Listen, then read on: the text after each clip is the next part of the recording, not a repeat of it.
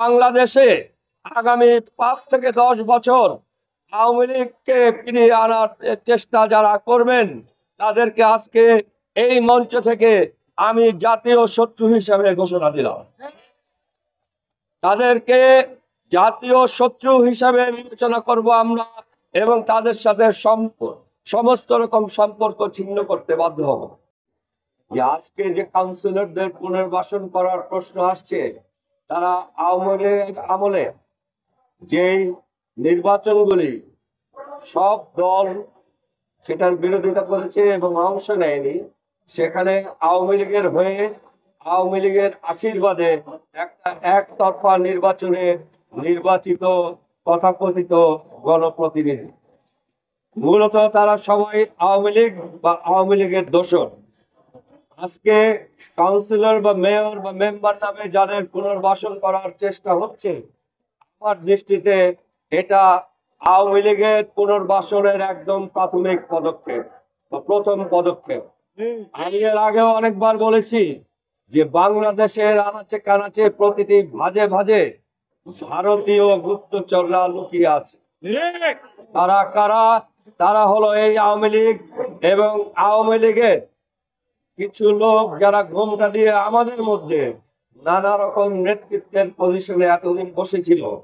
আমরা বলেছি যে এরা ভারতের গুপ্তচর, এরা আওয়ামী লীগের গুপ্তচর। একদিক দিয়ে এই পুনর্বাসন প্রক্রিয়ার মধ্যে ভালো হয়েছে যে তাদের মধ্যে কারো কারো ঘোমটা খুলে গেছে। আপনারা এখন প্রমাণ পাচ্ছেন যে আমরা এতদিন যে দাবি করেছি এরা আওয়ামী লীগের রুহানি পুত্র, তাদের চেহারা এখন আপনারা দেখতে পাচ্ছেন।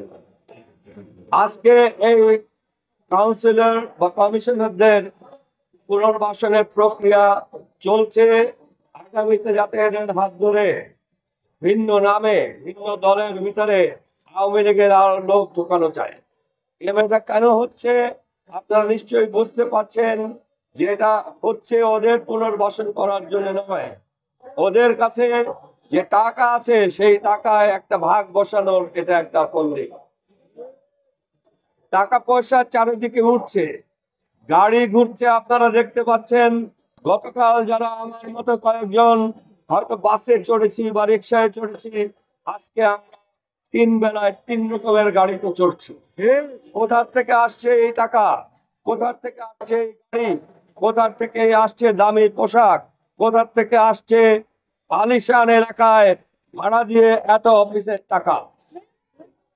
এই টাকা আমাদের মধ্যে আন্দোলনকারীর বেশ ধরে যারা কামাচ্ছেন, তারা এই আন্দোলনের সাথে বিশ্বাসঘাতকতা করছে। তারা এই আন্দোলনকে বিক্রি করে তাদের পকেট ভারী করছেন। দেশের জনতার কোনো উপকারে আর এই ভেগদারিরা এখন নেই। তারা তাদের আসল আওয়ামী রূপ এখন প্রকাশ করছেন। আমি আবার প্রসঙ্গে ফেরত আসি। কথা উঠছে যে অনেক কাউন্সিলর দাবি করছেন তারা বিএনপি বা জামাতের লোক। আমি বিএনপি এবং জামাতের থেকে পরিষ্কার একটা স্টেটমেন্ট চাই যে আপনারা এদের যাদের বহিষ্কার করেছিলেন দল হিসাবে এই কমিশনার বা কাউন্সিলরদের কতজনকে আপনারা আজকে আপনাদের দলের লোক হিসাবে স্বীকার করেন? যদি আপনারা এ ব্যাপারে কোনো বিবৃতি না দেন তাহলে আমরা ধরে নিব যে আমাদের যে ধারণা আপনারাও আওয়ামী লীগকে পুনর্বাসন করার চেষ্টা করছেন সেটা সঠিক। আর আপনারা যদি বিবৃতি দিয়ে এদেরকে অস্বীকার করেন আপনাদের দলীয় লোক হিসেবে, তাহলে আমরা আস্থা রাখতে পারবো আপনাদের উপরে যে না, আপনারা এখনো সৎ পথে, সরল পথে এবং আওয়ামী লীগ বিতরণের পথে আছেন। কোনোভাবেই